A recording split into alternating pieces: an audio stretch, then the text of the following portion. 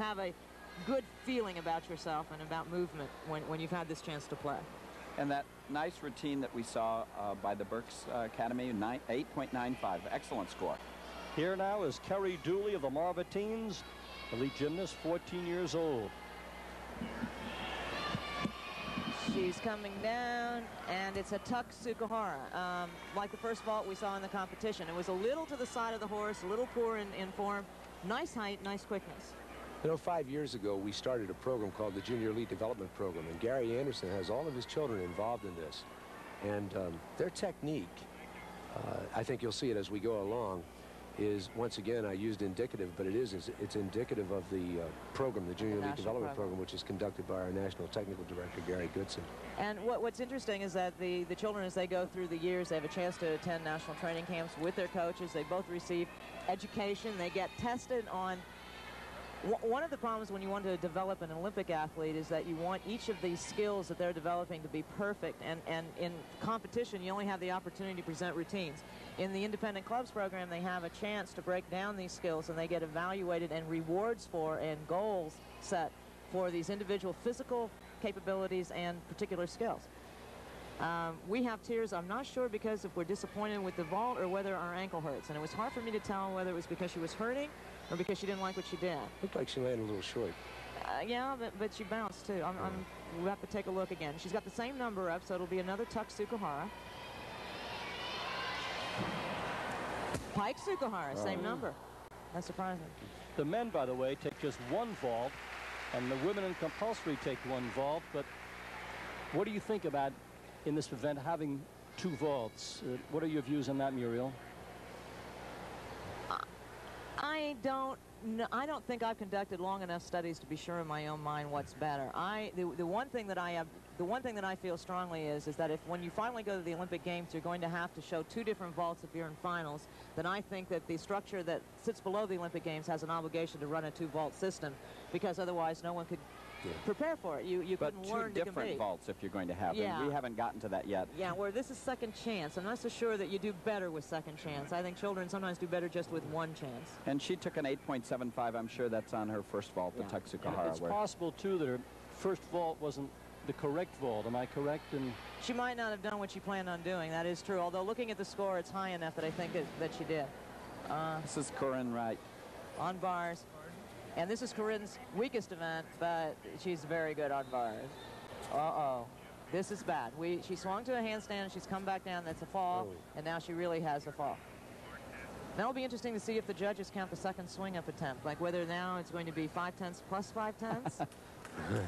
Didn't disturb her much. She squirted the water in her mouth rather than on her hands. Yeah, that, by the way, is chunks of powdered chalk, and that's like the rosin type effect. It's magnesium. It's carbonate magnesium, and it keeps their hands dry, but if you wet it a little, it sticks to your hands better. So we just caught her in an uncouth moment, but it is an athletic truism that you need a little wet to make the chalk stick. And on that particular skill, she was trying to go over, and she just couldn't get herself to go over. She's having the same trouble up there again. Oh, boy. How about the heat? Could that happen? She also shouldn't have repeated the skill. They allow you to go back up to the handstand to get the next skill set up, but when you miss, there's an extra deduction for repetition of what you missed, and she just repeated what you missed. Yeah. We mentioned the heat. Do you think that has an effect on keeping the hands a little more moist than they should be? Sure. When you change sides of the country, Easterners have trouble working bars in the West. Westerners have trouble in the East. Easterners like lots of chalk. Westerners like no chalk. There are battles in warm-up with chalk that you wouldn't believe, actually. Now, one big point I'd like to make. She's sort of smiling through her tears. Psychologically, I understand that they have to train to suppress the emotion that they have, because if they do something wrong, they have to come back strong. Do they work on that in training? I work on dealing with emotion. I'm not so sure suppression is what I'm looking for. I like people to be enthusiastic, but then I must admit I'm a little different than some people. What she's laughing about is that she didn't miss the hardest part of her routine. She swung probably this week, that particular handstand, she's probably done 500 of them. She was our leader on this event, you remember, in the preliminary competition, in first place. As the student says to the teacher, I don't mean suppression of emotion. I mean suppression psychologically of worrying about something you did wrong, Right. so you can come back and forget about it. That Yeah. sort of suppression. Yeah, yeah. You do have to learn to say this is over and to go on to the next thing, and it's very hard to forget that. They did take all of the falls. Right. They Very took disappointing everything. score for, I'm sure, 7.55. And it's going to cost them second-place team, I think, because I'm Karen- sure they were counting on that score. Karen Cameron on the beams right now from North Stars. She has a very, whether she's trained as a dancer or not, makes no difference. She has a very lovely balletic elegance about her, which should work. But as soon as she went to do something important, the leaps, she just bent over, which is why she had a little trouble with them. But when she just stands, she looks quite elegant and quite beautiful. Her flight series, 2 back handsprings in succession and holding the leg up at the end. That is the nicest control we've seen on a flight series, I think, so far.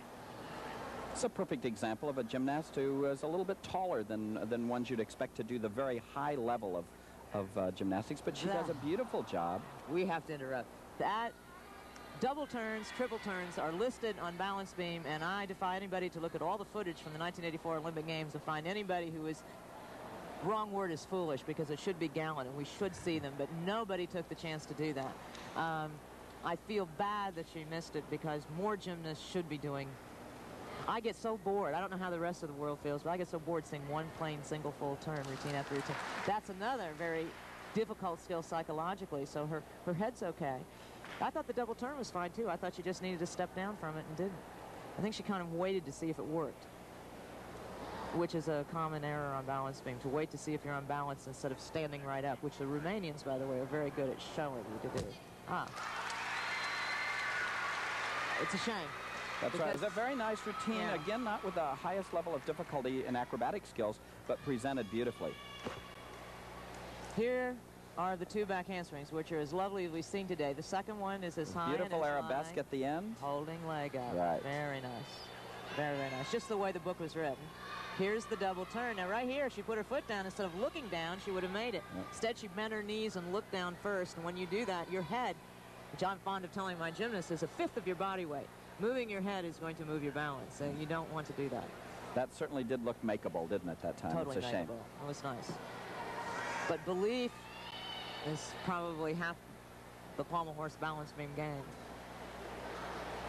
Well, she made a good recovery after that problem with the deduction. Let's see what the score is when it's posted, and we're going to see it in just a moment right now. This is the anticipatory moment, 8.75.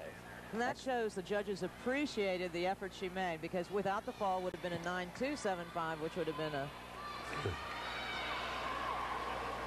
very, very respectable score. Now, as we look at Carolyn Close Burke, she is 16, member of the elite level. We've spoken just briefly about levels of difficulty. We might just comment on that. We just saw a double back salto. We've seen several of those today, but I think this is the first one we've seen in pike. In pike makes it more difficult than in the tuck position. So we've now seen our hardest plain double back salto. In difficulties, judges rank them. We have A's, which are the simplest, B's, which are considered a little more difficult, C's, which are terribly difficult, and now with the new rules, as Paul was mentioning, we now have the awesome D.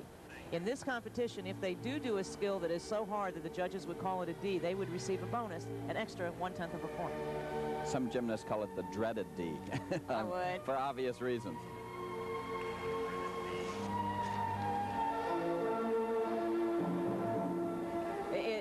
Growth of gymnastics, when I competed, there was only one category, and then it gradually evolved by the end of my career to having mediums and superiors. And then we got to the C. Now we have 4 levels, and the men now are to... At 4 also. But with suggestions to go to another, yeah. To 6 or something. Yeah. Third tumbling pass. Very nice double tuck, nice double pike, and now a double twist. She's a very good tumbler, but she's so... Some gymnasts make easy things look hard. This gymnast makes hard things look easy. So she depends on the judges knowing their stuff. While we're going through the first part of this replay, I'd just like to briefly mention those who are judging this. Cheryl Hamilton, brevet judge, the meet referee, and the head vault is Jean Devaney, with the second judge, Bonnie Sinall. In the bars, Carol Ide, and the assistant judge is Ellen Kovac. In the beam, it's Crystal Norton. Second judge is Jean Harrella.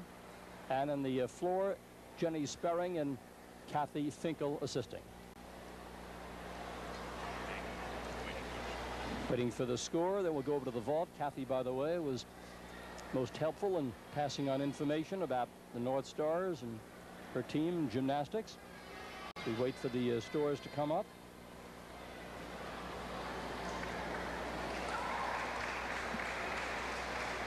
It's going to be interesting. 9.3. I was really sitting here saying if I really had courage, I'd guess this score. Because it was hard. The judges recognized what she did, I think, very well. I think it was a very fair score. And yet, I think that she could improve her performance next time, Paul, by bragging about herself on the floor. Exactly, throughout the whole routine. Right, That's there wasn't exactly enough bragging out there. This is Nadia with a layout, then a pike into a pike somersault for a Sukahara there. Rather nicely done. She's a very powerful gymnast. We saw her tumble very nicely a little earlier on floor, and now the vault was done very nicely. Good run, very good push off. Watch her arms pushing off the horse. Nice height at first and then piking the last part of the salto. This girl's another product of that junior elite development program. Of course, Gary is the coach, but he's used the system. This is the first time we've been able to involve a system throughout the United States. I mean a complete system that everybody's using. And it's adapted somewhat very similar to the Russian system with some modifications. And it's given coaches so much continuity in their program. They know where to go with those talented athletes, and that's so important. And they can make them strong and flexible. Right. And additionally, when you're a coach of an international, much better, I think. When you're a coach of an international team, one of the reasons I swore that I was elected over and over again, and I would think that why you could be so effective, Paul, is both of us are relatively quick studies. So you would really, though, when they send gymnasts to you and you have to go out on the floor and help them, to learn everything about them in 20 minutes is very difficult. Having a system in place means that the words you use, the child uses. The progression that she has used, you understand because you're involved in it. Therefore, others can help others so much more easily. 9.35 on that very fine exhibition. And to finish my point, the United States is a large nation. Small nations like Czechoslovakia think alike, talk alike, train together. It makes their unification easy. Our country has had a long fight for unification, so this system is of enormous help. Heather Myers.